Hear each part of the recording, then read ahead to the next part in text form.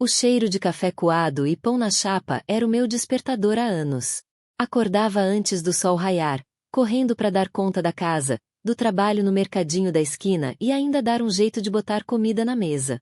A vida era uma luta constante, um malabarismo para fechar as contas no fim do mês. A gente se acostuma, sabe? Acha que é assim mesmo, que a vida é feita de aperto e sacrifício. Naquela manhã de terça, nada parecia diferente. A rotina pesada me puxava para fora da cama, o corpo cansado reclamando. Fui para a cozinha, preparei o café, e enquanto esperava a água ferver, peguei o jornal para dar uma olhada rápida. Vi o bilhete amassado no bolso da calça jeans que usei ontem, aquele que comprei na lotérica perto do trabalho, sem muita fé, só por impulso mesmo. Um desses sonhos bobos que a gente compra por R$ 10. Abri o jornal com um suspiro, meus olhos correndo pelas linhas sem muito interesse. Os números. Aqueles números que eu tinha rabiscado ali, meio de qualquer jeito, na noite anterior. De repente, o coração deu um salto. 1, 2, 3. Parei. Respirei fundo. Mais um. E mais um. Não podia ser. Olhei de novo, conferi no celular, comparando com o bilhete que agora tremia na minha mão. Eram eles. Todos eles. O café esfriou. O pão na chapa queimou. Eu fiquei ali, parada, o bilhete colado na testa, sentindo um calor subir pelo corpo. 30 milhões de reais. 30 milhões. A palavra ecoava na minha cabeça como um trovão. A vida que eu conhecia, a luta diária, o aperto, tudo isso parecia sumir num piscar de olhos. Uma onda de choque me percorreu, um misto de euforia e um medo gelado que eu não sabia explicar. Era real. Eu, Aurora, com 30 milhões de reais na mão. O que eu ia fazer agora? A cabeça começou a girar, um turbilhão de pensamentos, de possibilidades, de responsabilidades. O peso daquele papelzinho parecia mais pesado que a vida inteira que eu já tinha vivido. O mundo girava em torno da minha cabeça. E não era do café que ainda não tinha tomado. 30 milhões. Aquele papelzinho amassado, que eu ia jogar fora mais tarde, era a chave para um universo que eu nem sabia que existia. Por um instante, uma alegria pura e avassaladora tomou conta de mim. Sorri, um sorriso largo, que talvez não desse as caras há anos. Imaginei mil coisas. Quitar as dívidas, comprar uma casa decente, ajudar a irmã que sempre lutou tanto, talvez até fazer aquela viagem para Bahia que eu sonhava desde menina. Mas a euforia, ela é danada. Não dura muito quando a gente tem uma vida inteira de desconfiança nas costas. O brilho nos olhos, que um segundo atrás era de pura felicidade, começou a se turvar. Lembrei do Ricardo, meu marido. Sempre com aquela conversa mansa, prometendo mundos e fundos, mas que na prática era um mestre em gastar o que não tínhamos.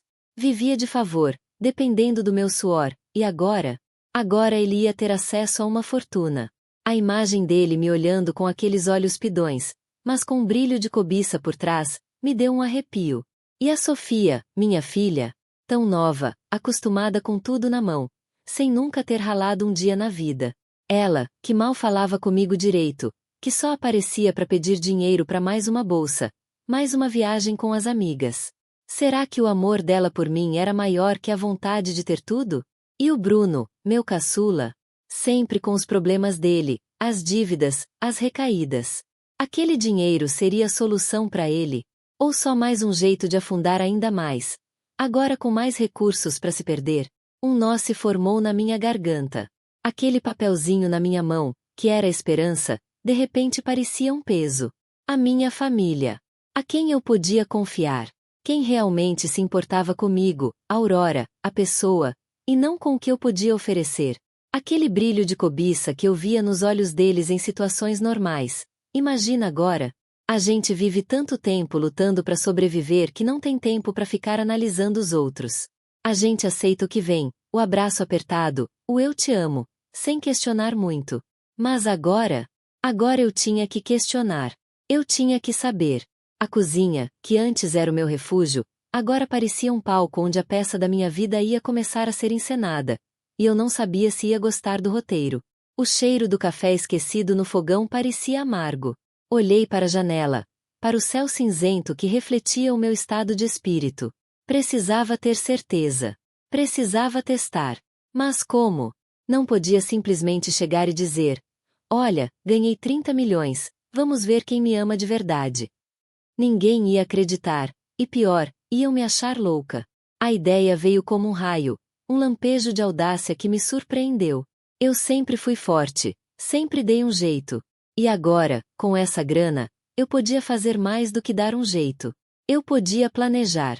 Podia usar a inteligência que a vida dura me deu. Era arriscado, muito arriscado. Mas a alternativa era viver na incerteza, na dúvida, com medo de que as pessoas que eu mais deveria amar quisessem apenas o meu dinheiro. Decidi que ia fingir. Ia fingir que nada tinha acontecido, pelo menos por enquanto. Ia continuar a minha rotina, como se o bilhete premiado fosse só mais um pedaço de papel sem valor. Mas, por dentro, ia estar observando. Ia estar ouvindo. Ia estar procurando por qualquer sinal, qualquer deslize, qualquer indício de que a ganância falava mais alto que o amor. Ia ser uma espiã na minha própria casa. Cada palavra, cada olhar, cada gesto seria analisado. Eu precisava de provas, de certeza. E se eles me decepcionassem, se mostrassem que eram mesmo monstros disfarçados de família, então eles iam aprender uma lição. Uma lição que só quem já foi traído por quem mais amava poderia ensinar. A minha vida inteira de luta me preparou para isso. Aquele bilhete não era só dinheiro, era um teste. E eu ia passar nesse teste, custasse o que custasse. A Aurora humilde do mercadinho estava prestes a dar lugar a outra Aurora, uma que sabia o valor do dinheiro e, principalmente, o valor da lealdade. E quem não tivesse isso, ia ver o que acontecia. O plano era arriscado, mas era o único jeito. Precisava ter certeza absoluta antes de mexer com 30 milhões de reais. Não podia ser ingênua. A vida me ensinou a desconfiar, e meu coração me dizia que algo estava errado com a empolgação deles. Decidi que ia fingir um acidente. Algo sério o suficiente para me deixar vulnerável, mas não tão grave que me tirasse de cena de vez. Liguei o carro velho, aquele que tremia mais que vara verde, e saí de casa cedinho, antes que alguém acordasse. Dirigi sem rumo, apertando o volante com força, a cabeça a mil. Pensei em cada um deles. Ricardo, com seus olhos sempre buscando o caminho mais fácil. Sofia, tão preocupada com a aparência que mal via o mundo real. Bruno, afogado nas próprias confusões. E Dona Elvira, a matriarca, sempre com um sorriso doce que escondia a ambição. Quem, de verdade, se importava com a Aurora de carne e osso? Escolhi uma estrada mais afastada, uma dessas que dão para qualquer canto, mas que pouca gente usa. Com o coração batendo descompassado, dei uma freada brusca, joguei o volante para um lado e dei um golpe forte na cabeça contra o vidro.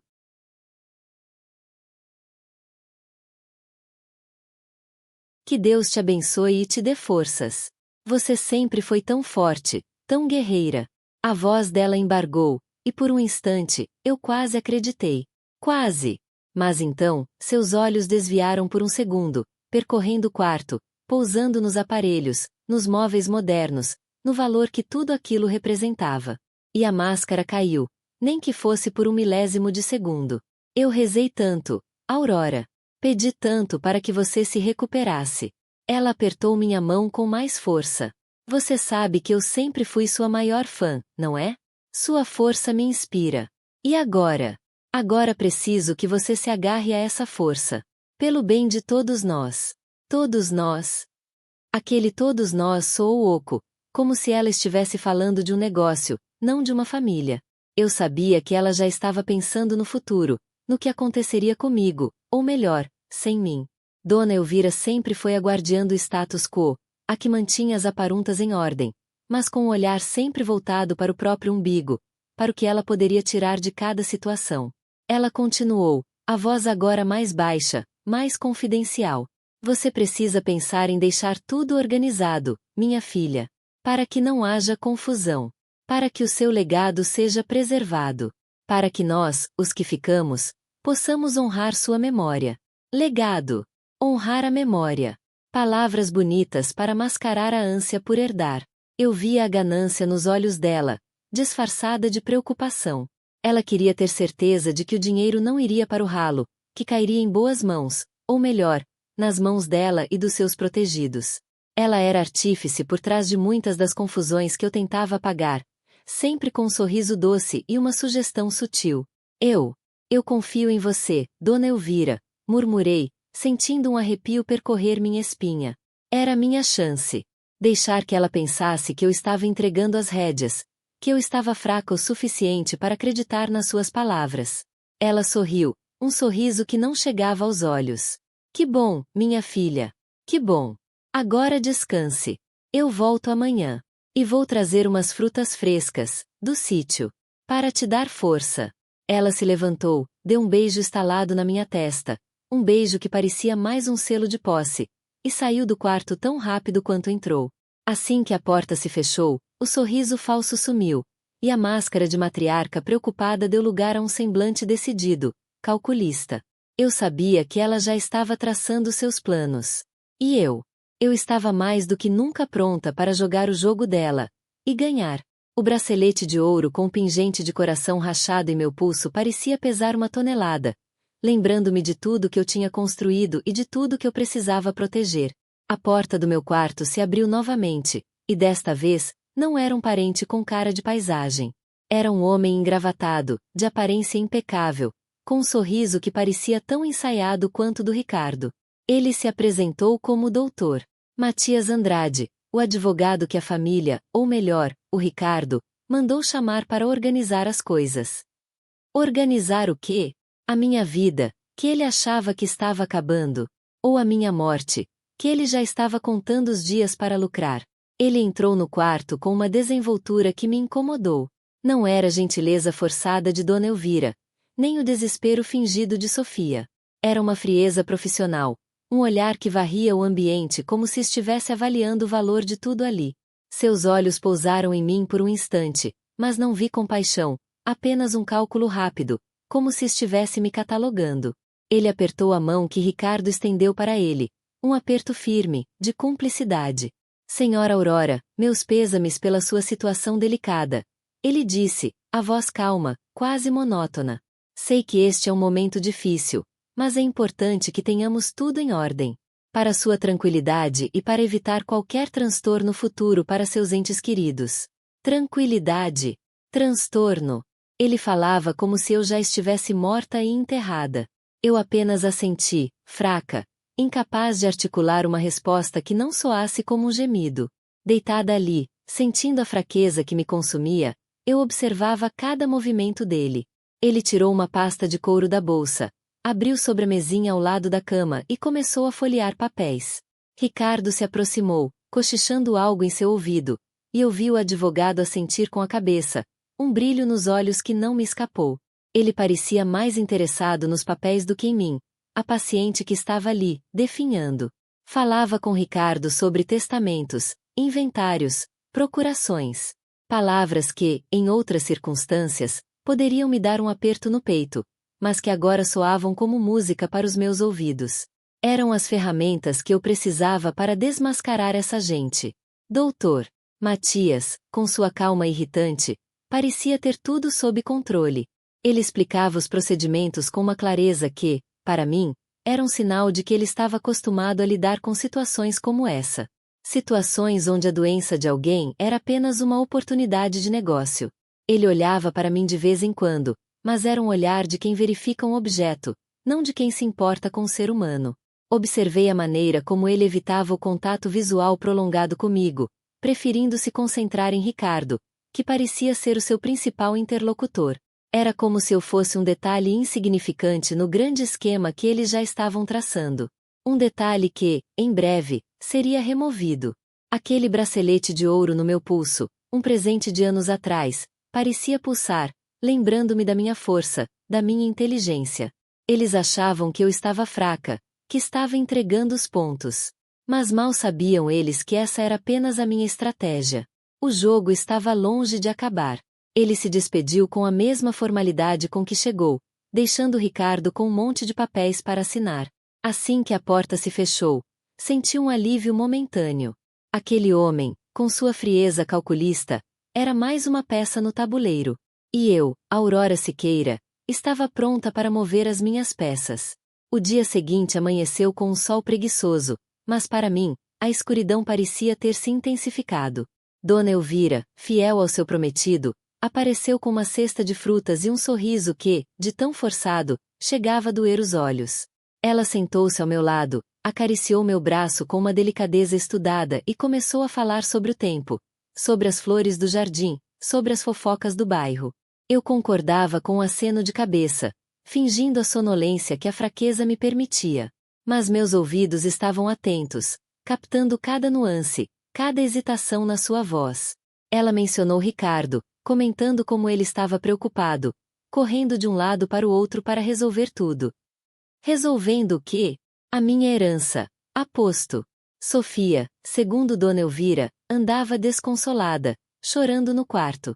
Bruno, o pobre menino, estava buscando consolo em lugares que ela não especificou, mas eu sabia muito bem quais eram. Aquele vício que o consumia, que ele sempre usou como desculpa para tudo. De repente, a porta do quarto se abriu e Ricardo entrou, com o semblante sério de quem carrega o peso do mundo. Ele se aproximou da cama, olhou para mim com uma expressão que tentava ser carinhosa, mas que para mim parecia apenas um teatro mal ensaiado. Dona Elvira se levantou, deu um beijo na minha testa e sussurrou: "Vou deixar vocês dois conversarem, meu amor. Precisa descansar." Assim que ela saiu, Ricardo se inclinou sobre mim. "Aurora", ele começou, a voz embargada de uma emoção que eu não sentia nele. "Eu não consigo acreditar nisso. Você, partindo. O que vai ser de mim? Do Bruno? Da Sofia?" Ele pegou minha mão, apertando-a com uma força que me fez contorcer por dentro. Eu sabia que ele estava apenas medindo meu pulso, tentando sentir se eu ainda estava viva o suficiente para ele se preocupar com a sua própria pele. Eu estou tentando ser forte, Ricardo", murmurei, a voz fraca, como mandava o roteiro. "Mas é difícil. Muito difícil." Ele suspirou, um som dramático. "Eu sei, meu amor. Eu sei. Mas você precisa pensar em tudo. Nos seus negócios, nas suas coisas. O doutor Matias já trouxe aqueles papéis para eu dar uma olhada. Coisas de testamento, inventário. Você sabe, para não deixar nada pendente." Naquele momento, meu coração gelou. Papéis. Testamento. Doutor Matias já tinha voltado? Eles estavam agindo rápido demais. Eu o olhei, tentando decifrar seus olhos, mas ele desviava o olhar, focado em algum ponto atrás de mim. Ele estava escondendo algo. Eu confio em você, Ricardo", eu disse, a voz quase um sussurro. "Você sabe o que é melhor para todos nós." Ele sorriu, um sorriso rápido, vitorioso, que desapareceu tão logo surgiu. "Claro, meu amor. Pode deixar comigo. Eu vou cuidar de tudo. Para que seu nome seja honrado." Ele se levantou, deu um beijo em minha testa e saiu, deixando-me sozinha com meus pensamentos e o bracelete de ouro no pulso, que parecia mais pesado do que nunca. A conversa dele com o advogado, as palavras sobre testamento. Tudo se encaixava. Eles não queriam apenas a minha fortuna. Eles queriam se livrar de mim o mais rápido possível para ter acesso a ela.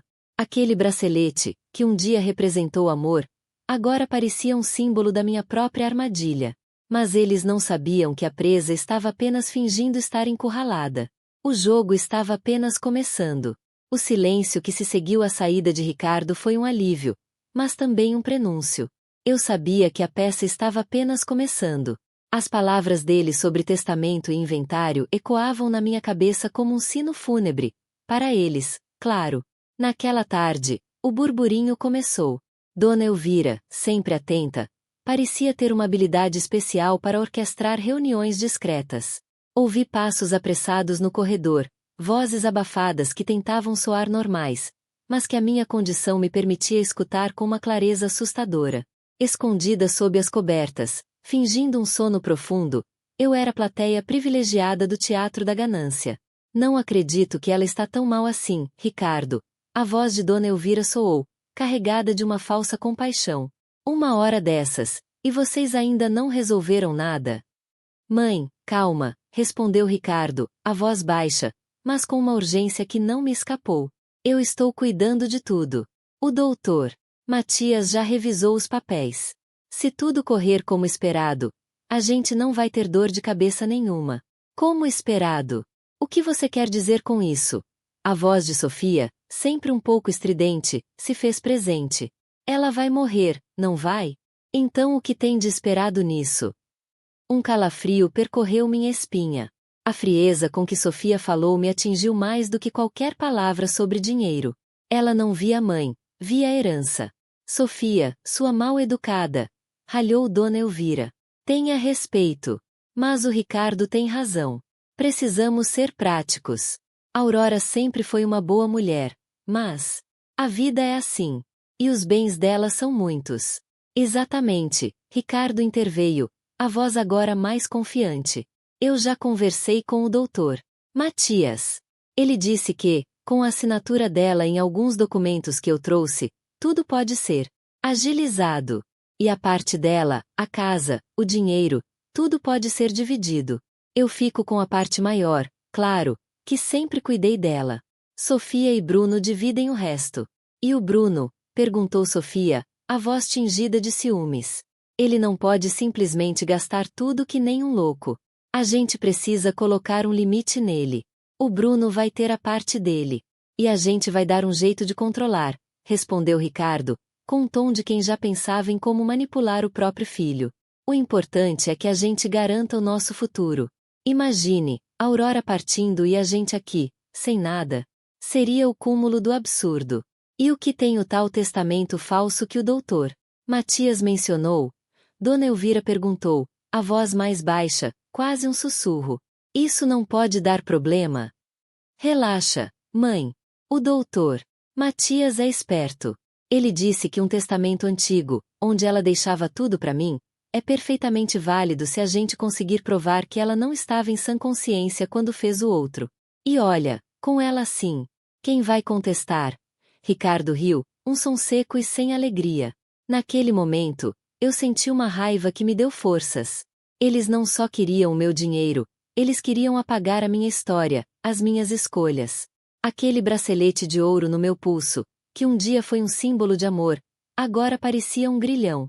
Mas eles não sabiam que a presa estava apenas se preparando para o bote. Eles achavam que eu estava morrendo, mas eu estava renascendo, mais forte e mais determinada do que nunca. A hora deles estava chegando. A raiva que senti borbulhando dentro de mim era um combustível novo. O bracelete de ouro parecia pesar mais no meu pulso, não como um fardo, mas como um lembrete do que eles eram capazes. Eles achavam que eu estava no fim da linha, mas mal sabiam que eu estava apenas começando a desenhar o meu próximo movimento. Aquele plano ardiloso deles, a conversa sobre o testamento falso, tudo se encaixava como peças de um quebra-cabeça sujo. Eles não queriam apenas a minha fortuna, queriam apagar a minha existência, a minha história. Naquela tarde, enquanto o sol já se despedia e pintava o céu de tons alaranjados, eu tomei uma decisão. Precisava de ajuda, de alguém que pudesse me dar um fôlego extra nessa luta. Lembrei-me de um antigo colega de trabalho, o Marcos. Trabalhamos juntos numa época em que eu ainda acreditava na honestidade das pessoas, antes de toda essa tragédia familiar. Ele era fera em tecnologia, um gênio com computadores e sistemas. Se alguém podia me ajudar a juntar as provas que eu precisava, era ele. Com um esforço tremendo, me virei na cama e peguei o celular que estava na mesinha de cabeceira. Meus dedos tremiam um pouco, mas minha mente estava clara. Digitei o número dele, um número que guardei na memória por todos esses anos. A ligação chamou, e cada toque parecia um trovão no silêncio do quarto. Alô? A voz dele soou, um pouco confusa. Marcos. Sou eu, Aurora, eu disse, tentando manter a voz firme, mas ela saiu mais fraca do que eu esperava. Houve um silêncio do outro lado. Aurora. Meu Deus! Que surpresa! Como você está? Ouvi dizer que não estava bem. É complicado, Marcos. Preciso da sua ajuda. Urgente. E preciso que seja tudo entre nós. Ninguém pode saber. Ele hesitou por um instante. Aurora, o que aconteceu? Você sabe que pode contar comigo. Expliquei o básico, sem entrar em muitos detalhes, mas o suficiente para ele entender a gravidade da situação. Falei sobre as suspeitas, sobre o comportamento estranho da família, sobre o doutor Matias e os papéis. Ele ouviu atentamente, e pude sentir a sua preocupação genuína. Entendi, ele disse, a voz agora mais séria. Eu posso te ajudar a conseguir algumas provas. Tenho alguns contatos, e sei como acessar certas coisas sem deixar rastros. E-mails, registros, coisas que podem provar o plano deles. Mas você vai precisar me dar mais informações. Quando e como eles planejam fazer isso? Preciso de datas, nomes específicos. Concordei imediatamente. Ele me pediu para que eu continuasse fingindo estar debilitada e que ele me enviaria algumas instruções discretas sobre como passar as informações sem levantar suspeitas. Ele seria meus olhos e ouvidos no mundo digital, enquanto eu me concentrava em sobreviver e em observar de perto os meus algozes. Desliguei o telefone com um fio de esperança renascendo em mim. Aquele bracelete de ouro, antes um símbolo de armadilha, agora parecia o primeiro passo para minha libertação. Marcos era minha arma secreta, o meu anjo da guarda no mundo da tecnologia. A partir dali, o jogo mudaria de verdade. Eles achavam que estavam ganhando, mas eu estava coletando as armas para o meu contra-ataque. A hora deles estava chegando, e seria um acerto de contas que eles jamais esqueceriam. O celular ainda quente na minha mão, o eco da voz do Marcos me dando um sopro de vida. Eles achavam que eu estava no meu leito de morte, frágil e indefesa, mas mal sabiam que a engrenagem da vingança já girava em minha mente. Aquele quarto de hospital, que antes parecia uma prisão, agora se tornava o meu quartel-general. A fraqueza que eu fingia era apenas uma máscara, um disfarce perfeito para a tempestade que se formava. Com um esforço que me custou cada gota de energia, peguei o meu diário. Não era um objeto qualquer, mas um confidente silencioso, guardando segredos e planos que ninguém mais conhecia. As páginas amareladas, marcadas pelo tempo e pelas minhas anotações frenéticas, guardavam a essência da minha estratégia. Ali, com a caligrafia tremida, mas firme, comecei a traçar o meu caminho. Marcos, preciso de mais. Eles estão acelerando as coisas, escrevi num bilhete dobrado, que logo escondi sob o travesseiro. A ideia era passar as informações sem levantar suspeitas. Ele me enviaria instruções sobre como fazer isso de forma segura, e eu, com a cara de quem mal conseguia se mexer, me tornaria a espiã mais perigosa que eles já viram. A cada dia que passava, a minha atuação ficava mais convincente. Eu gemia baixinho quando alguém entrava no quarto, suspirava com dificuldade, e até mesmo meu olhar se tornava mais vago, como se a vida estivesse realmente escapando. Ricardo vinha com aquele sorriso falso, perguntando se eu precisava de algo, enquanto seus olhos calculavam o valor de cada objeto no quarto. Sofia, com sua impaciência juvenil, mal conseguia disfarçar o tédio, olhando para o relógio a cada minuto. Dona Elvira, a velha raposa, trazia sopinhas e palavras doces, mas eu sentia o cheiro da ganância em cada gesto. Eles acreditavam piamente na minha debilidade. Acreditavam que eu era uma presa fácil, uma velha rica à beira do fim, pronta para ser explorada. Mal sabiam que a presa estava armando a sua caçada. Cada conversa que eu ouvia, cada olhar furtivo, cada passo apressado no corredor, tudo era anotado mentalmente, guardado como munição para o grande dia. A ideia era transformar a minha despedida em um palco. Um palco onde a hipocrisia deles seria exposta para o mundo, ou pelo menos para as pessoas que realmente importavam. Eu não queria apenas a minha fortuna de volta, eu queria a dignidade deles arrancada, a máscara de bondade rasgada. Queria que eles sentissem na pele o que é ser traído, o que é ser usado. O bracelete de ouro no meu pulso, aquele que um dia representou amor, agora era um símbolo de resistência.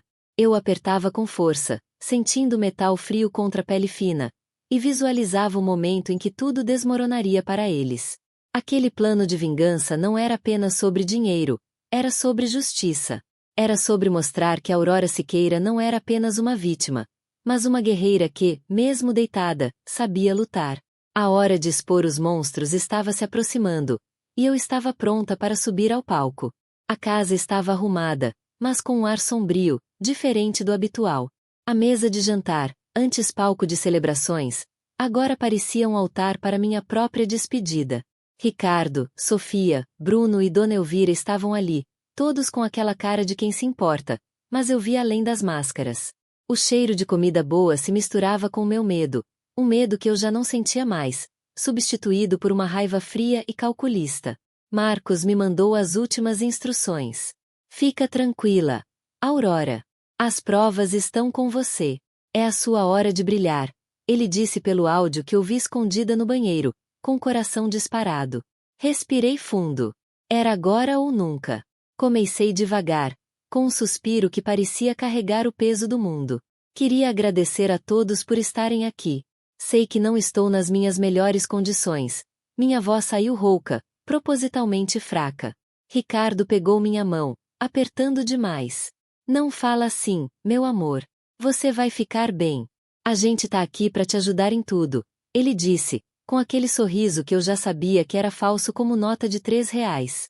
Dona Elvira, ao lado, acariciava meu braço com uma delicadeza que me dava ânsia. Minha filha, que bom que você teve essa força para nos reunir. É importante que possamos nos despedir com carinho, ela falou, os olhos marejados, mas sem uma lágrima de verdade. Sofia e Bruno estavam mais quietos, um olhava para o teto, o outro para o prato, ambos com uma ansiedade que denunciava o que vinha por aí. Despedida. Repeti, deixando a palavra pairar no ar. É engraçado como a vida dá voltas, não é? A gente acha que conhece as pessoas, que confia nelas, e de repente, tudo muda. Eu olhei para cada um deles, tentando decifrar seus pensamentos, mas eles estavam bons em disfarçar. Ou eu estava boa em fingir que não percebia. Peguei o meu celular, que estava discretamente no meu colo. Marcos me ajudou a organizar algumas coisas. Ele é um bom amigo, sempre soube que podia contar com ele. A menção ao nome dele fez Ricardo se mexer desconfortavelmente na cadeira. Sofia lançou um olhar rápido para o pai. Sabe, Ricardo, continuei, a voz ganhando uma firmeza que surpreendeu até a mim mesma. Eu sempre fui uma mulher simples. Trabalhei duro a vida toda. E quando a sorte bateu na porta, eu quis compartilhar com quem eu mais amava. Eu fiz uma pausa, saboreando o silêncio tenso que se instalou. Mas parece que o amor de vocês tem um preço bem alto. Abri o aplicativo de mensagens que Marcos havia preparado. Uma a uma, as conversas começaram a aparecer na tela, compartilhadas para que todos pudessem ver. A primeira era de Ricardo para o doutor Matias, combinando os detalhes do testamento falso. Ele não pode saber de nada, Matias. Se a Aurora descobrir, tudo vai por água abaixo. Garanta que os papéis estejam prontos até sexta. Ricardo empalideceu. Aurora, o que é isso? Que brincadeira é essa? Brincadeira? Ri sem humor. A brincadeira é a de vocês, Ricardo. E ela está prestes a acabar.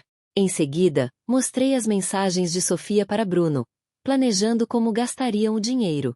A velha mal vai durar mais uma semana. Depois que o doutor Matias assinar tudo, a gente se livra do Ricardo e fica com tudo. Aquele idiota do Bruno vai gastar tudo em droga, mas a gente pode controlar ele. Sofia começou a chorar, um choro alto e desesperado. Mãe, não é verdade. Eu nunca disse isso. Foi o Bruno que te manipulou.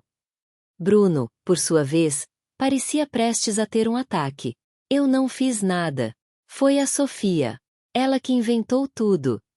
Dona Elvira, que até então se mantinha em silêncio, tentou intervir. Aurora, minha filha, isso são acusações graves. Quem colocou essas ideias na sua cabeça? Esse seu amigo, o Marcos, não é confiável. Ah, Dona Elvira, a senhora também tem o seu recadinho, eu disse, passando para a próxima conversa. Era dela com o doutor Matias, discutindo como acelerar o processo e garantir que eu não atrapalhasse mais.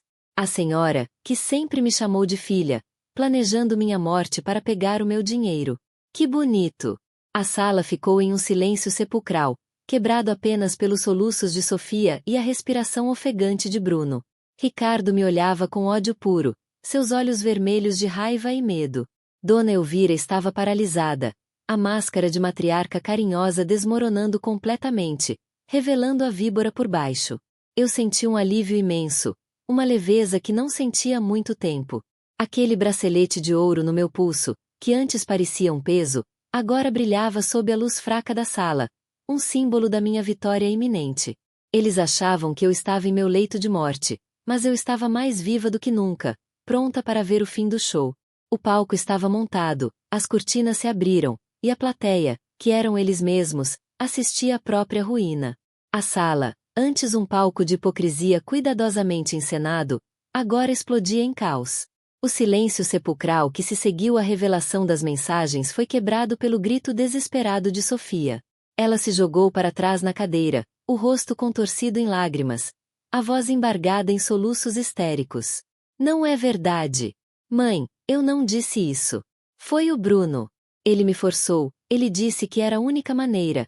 Ela berrava, apontando um dedo trêmulo para o irmão. Bruno, pálido como um fantasma, tentava se encolher na própria cadeira. Seus olhos arregalados percorriam o rosto de cada um, buscando uma saída, um milagre que não viria. Eu não fiz nada. Foi ela. Ela que inventou tudo isso para me incriminar. Eu nunca quis isso, Aurora. Ele gaguejava, a voz fina de pânico. A garrafa de cachaça artesanal, que ele trouxera escondida, agora parecia um peso inútil em seu bolso. Ricardo, por outro lado, tentava uma última cartada. A máscara de homem de negócios traído, mas ainda assim com um pingo de decência, caiu por terra. Seu rosto se contorceu em uma carranca de ódio puro. Isso é um absurdo. Uma calúnia. Quem te deu o direito de expor a nossa vida assim, Aurora? Quem te garante que essas mensagens são reais? Esse seu amigo, o Marcos, deve ter manipulado tudo. Ele rosnou, a voz grossa de raiva contida. Ele se levantou, batendo as mãos na mesa com força, fazendo os pratos tremerem.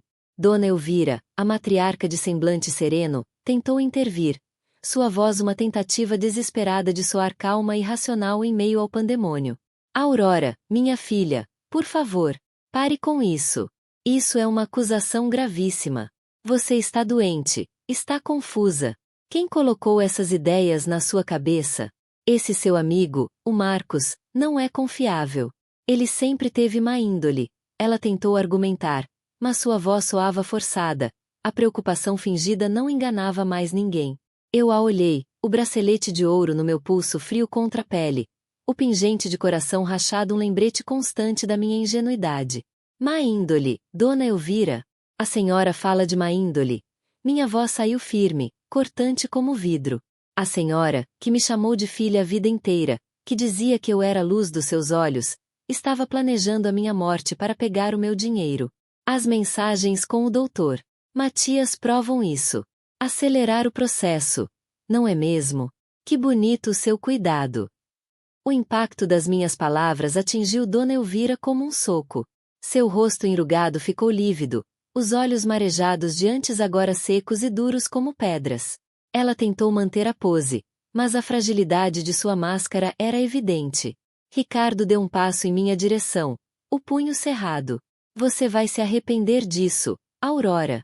Você não sabe com quem está mexendo. Eu não recuei. Com um movimento calculado, toquei meu celular novamente, exibindo mais uma leva de mensagens. Eram de Ricardo para o doutor Matias, combinando os detalhes do meu testamento falso. Ele não pode saber de nada, Matias. Se a Aurora descobrir, tudo vai por água abaixo. Garanta que os papéis estejam prontos até sexta. As palavras brilhavam na tela, um testemunho irrefutável de sua traição. O grito de Sofia se transformou em um soluço agonizante. Bruno encolheu-se ainda mais, parecendo querer desaparecer. Ricardo parou, o punho ainda erguido, mas o ódio em seus olhos dava lugar a um medo frio e paralisante. Dona Elvira fechou os olhos, um tremor percorrendo seu corpo. Aquele confronto, que eu tanto temia, agora era o meu palco. E a plateia, que antes me olhava com falsa compaixão, agora assistia, horrorizada, à própria ruína. O ar na sala ficou pesado, denso, carregado com o peso da verdade exposta. A noite, que começou com uma farsa de despedida, terminava com a revelação de monstros disfarçados de família. O show de horrores havia começado, e eu era a única espectadora em sã consciência. A casa, que antes era um palco de uma farsa bem ensaiada, agora se transformou em um tribunal. O silêncio que se instalou era mais pesado que qualquer grito. Os olhos de todos estavam fixos em mim, mas eu sabia que o verdadeiro alvo da minha atenção era ele, o doutor Matias. Ele, que se apresentava como um profissional sério, um pilar de confiança, era na verdade o arquiteto por trás de toda essa podridão. Ricardo, com o rosto ainda marcado pela raiva e pelo medo, soltou um grunhido. Isso é loucura, Aurora. O Matias é um homem de bem. Ele jamais faria algo assim. Eu soltei uma risada seca, um som que parecia vir de um lugar profundo e escuro dentro de mim. Ah, é mesmo, Ricardo. E por que será que o nome dele aparece em tantas conversas? Por que será que ele estava tão ansioso para acelerar o processo, como a dona Elvira disse?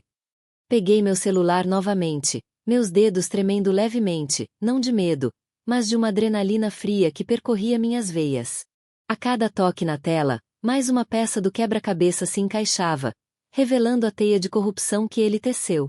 Mostrei as trocas de mensagens entre ele e dona Elvira, os e-mails trocados com Ricardo, todos planejando como me manipular, como garantir que os papéis fossem assinados sem que eu percebesse.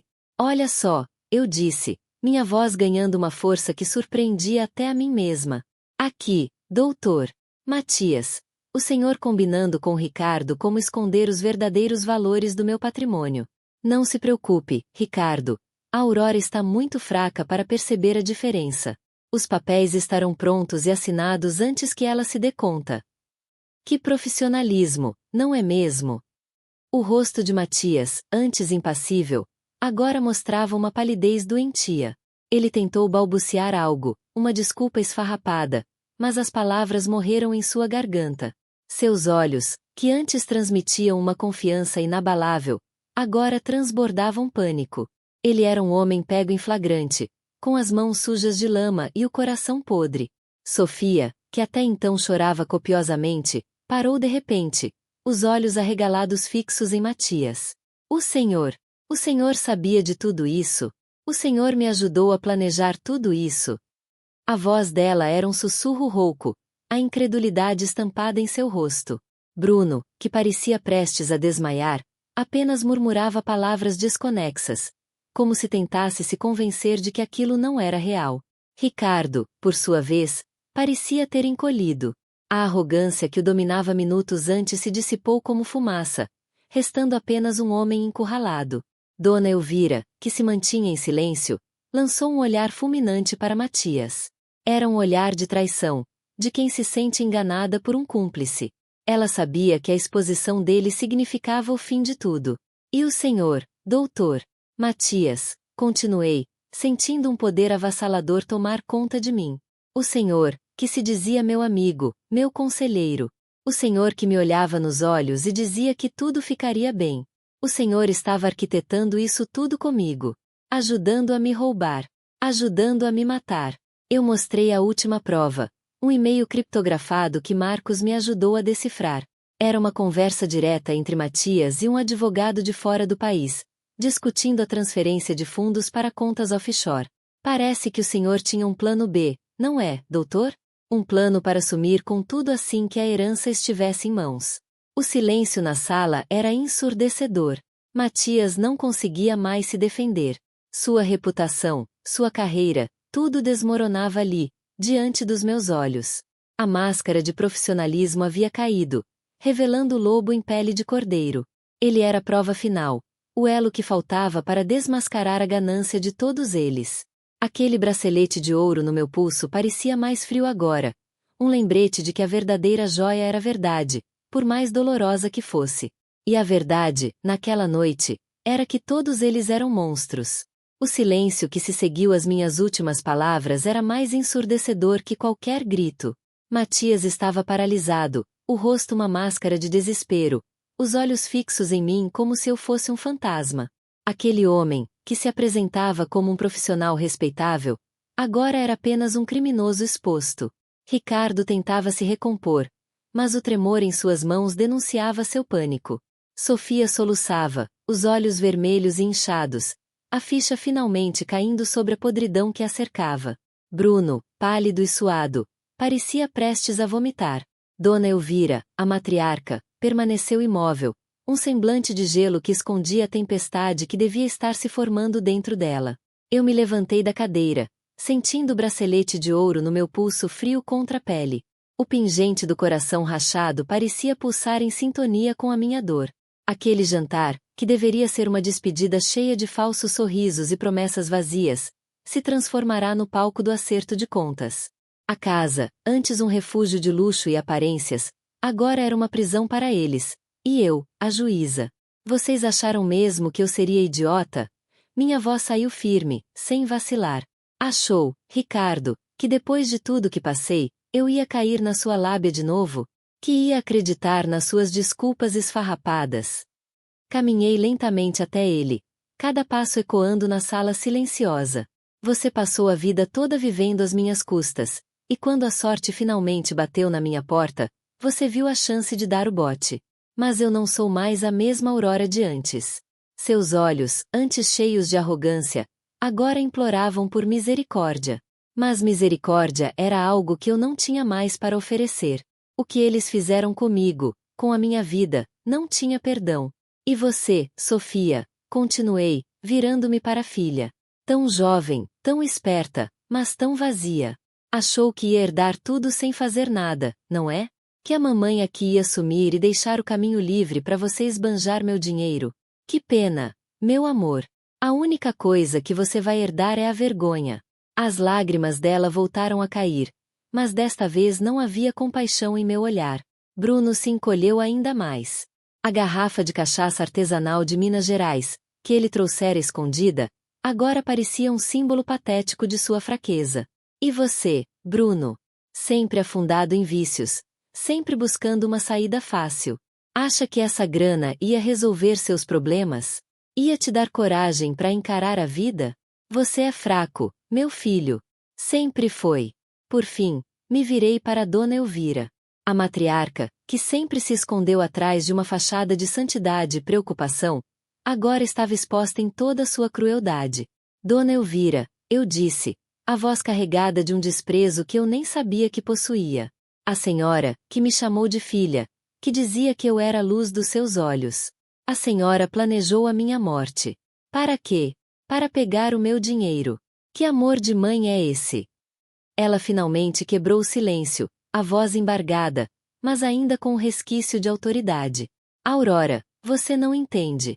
Era para o seu próprio bem. Para te proteger. Eu ri, um som amargo e sem alegria. Proteger? Me matar era proteger? A senhora fala de proteção enquanto combinava com o doutor Matias como acelerar o processo. Que linda a sua proteção. Matias, vendo seu castelo de mentiras desmoronar, tentou uma última fuga. Aurora, por favor, eu posso explicar. Explicar o quê, Matias? Eu interrompi. Explicar como você se vendeu por dinheiro. Como você traiu a confiança que eu depositei em você. Como você se aliou a essa gente para me roubar. Eu tenho tudo aqui. Mostrei meu celular, as provas digitais brilhando na tela. Cada e-mail. Cada mensagem. A sua carreira acabou, doutor. Assim como a vida de todos vocês. O desespero tomou conta deles. Ricardo tentou avançar, mas parou quando viu a foto antiga da família em uma praia do Nordeste que eu segurava na outra mão. Era uma lembrança de um tempo em que eu acreditava em nós. Agora, era apenas mais uma prova do quanto eles me enganaram. Vocês perderam tudo, eu declarei, a voz embargada pela emoção. Perderam o dinheiro, perderam a casa, perderam a mim. E o pior de tudo, perderam a única coisa que não tem preço. A minha confiança. Vocês não são minha família. São monstros que eu tive a infelicidade de conhecer. A polícia, que eu havia chamado discretamente, começou a chegar. Os rostos deles se contorceram em choque e medo. O plano de roubo, a simulação de morte, tudo seria exposto. Eles esperavam herdar uma fortuna, mas o que receberiam era o peso da lei e a eterna vergonha. O bilhete de loteria premiado, que deveria ser a minha redenção, se tornou a arma que desmascarou a podridão que eu carregava como família. Aquele era o fim do jogo deles, e o meu recomeço. O som das sirenes foi o último eco daquela noite sombria. A porta daquela casa, que um dia representou segurança e afeto, agora se fechava atrás de mim, não como um fim, mas como um portal. O peso da traição ainda latejava em meu peito, uma dor fantasma que, ironicamente, me fazia sentir mais viva do que nunca. Aquele bracelete de ouro no meu pulso, com seu pingente de coração rachado, já não era um lembrete da dor, mas um símbolo da minha resiliência. Ele era prova de que, mesmo com o coração partido, a vida continua. Os dias que se seguiram foram um borrão de burocracia e decisões. A fortuna que eu ganhei na loteria, aquela que deveria ter sido uma bênção, quase se tornou minha maldição. Mas agora, com a podridão exposta, ela era minha libertação. A casa, palco de tantas mentiras, foi vendida. Não queria mais viver entre fantasmas de um passado que nunca foi real. Aquele dinheiro, que eles tanto cobiçavam, seria a ferramenta para construir um futuro diferente, um futuro só meu. Com a experiência que eu tinha, aprendi que a verdadeira riqueza não está no que você acumula, mas no que você faz com o que tem. E eu tinha muito a fazer. A primeira coisa foi me afastar. Precisava de um lugar onde ninguém me conhecesse, onde as memórias não me assombrassem a cada esquina. Mudei-me para uma cidadezinha tranquila no interior de Minas Gerais, um lugar onde o tempo parecia correr mais devagar e o ar era puro. Aquele bracelete de ouro ficou guardado numa caixinha, um lembrete do que eu superei, mas não o centro da minha nova vida. Comecei a investir, não em coisas chamativas, mas em projetos que fizessem a diferença. Abri uma pequena escola para crianças carentes em uma comunidade que eu visitei e me apaixonei. Vi nos olhos delas a mesma centelha de esperança que um dia eu tive, antes de ser ofuscada pela ganância alheia. Ver aquelas crianças aprendendo, sorrindo, descobrindo o mundo através dos livros, era mais gratificante do que qualquer montanha de dinheiro. Era um propósito real, algo que ninguém poderia tirar de mim. Às vezes, pensava neles. Em Ricardo, Sofia, Bruno, Dona Elvira. O que teria acontecido? A justiça, com seu curso lento mas implacável, faria seu trabalho. Eu não sentia mais raiva, apenas uma profunda tristeza pelo que eles se tornaram. Aquele dinheiro, que eles achavam que seria a solução para todos os seus problemas, na verdade, revelou a verdadeira natureza deles. Eles se afogaram na própria ganância. Um dia, enquanto organizava alguns papéis antigos, encontrei aquela foto da família na praia do Nordeste. Na época, eu acreditava que éramos felizes. Hoje, vejo as máscaras em seus rostos. Sorri, um sorriso genuíno desta vez, sem amargura. Aquele capítulo da minha vida estava encerrado. Eu era Aurora Siqueira, mas também era muito mais. Era uma mulher que aprendeu a se amar, a confiar em sua própria força e a construir seu destino. Aos 45 anos, eu não era mais a mesma pessoa. A vida me deu um golpe duro, mas me deu também a chance de recomeçar. E eu recomecei. A escola prosperou, ganhando força e ajudando cada vez mais crianças. Criei uma fundação para apoiar pequenos empreendedores, pessoas que, como eu um dia, precisavam de uma chance para mostrar seu valor. O dinheiro que ganhei na loteria, aquele que eles queriam roubar, se tornou um instrumento de transformação. Não busco vingança, busco paz. E a encontro aqui, neste lugar simples, rodeada pelo som do riso das crianças e pela beleza da vida que eu ajudei a florescer. O bracelete de ouro com o coração rachado ficou guardado, mas a lição que ele me ensinou vive em mim. A vida é um presente, e o maior tesouro é ter a liberdade de vivê-la com dignidade e propósito. E eu, Aurora, finalmente estava livre. O sol da manhã entrava pela janela, iluminando meu rosto. Era um novo dia, uma nova vida, e eu estava pronta para abraçá-la. Ficamos por aqui. Se você gostou desse vídeo, compartilhe com seus amigos e deixe seu like. Inscreva-se no canal e ative o sininho para não perder mais vídeos como este. Deixe seu comentário dizendo o que achou do vídeo e o que gostaria de ver nos próximos vídeos. Lembrando que temos outros vídeos nesse estilo que você vai gostar de assistir, é só entrar em nosso canal que garanto que vai gostar. Até o próximo vídeo.